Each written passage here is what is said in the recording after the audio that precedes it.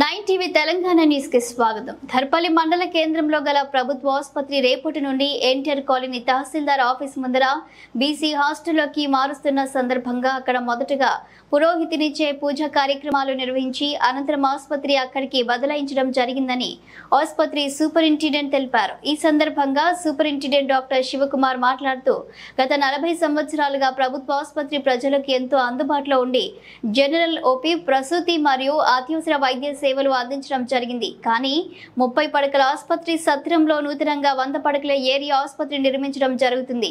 కావున వైద్య సేవలు అంతరాయం కలగకుండా ఎన్టీఆర్ కాలనీ తహసీల్దార్ ఆఫీస్ ముందర బీసీ హాస్టల్లోకి ఆసుపత్రి మార్చడం జరిగిందని ధర్పల్లి మండల ప్రజలు గమనించి కొత్త హాస్పిటల్ కి వచ్చి వైద్య సేవలను పొందాలని డాక్టర్ శివశంకర్ తెలిపారు. ఈ కార్యక్రమంలో medical officer doctor Sushanth Reddy, సిబ్బంది మేరీ, నారాయణ, కృష్ణ, రమేష్, మమత, సుజాత, రాజేంద్ర, కృష్ణ, పద్మ, మురళి, జయ, మీనా, సంతోష్, వాజిద్, నరేందర్ తదితరులు పాల్గొన్నారు.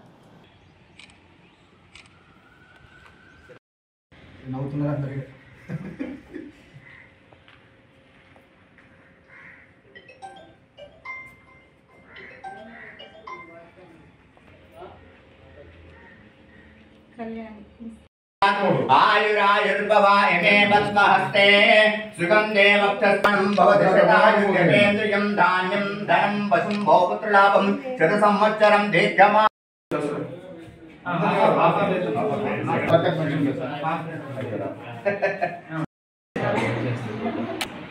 ముచ్చట్లు పెడుతున్నా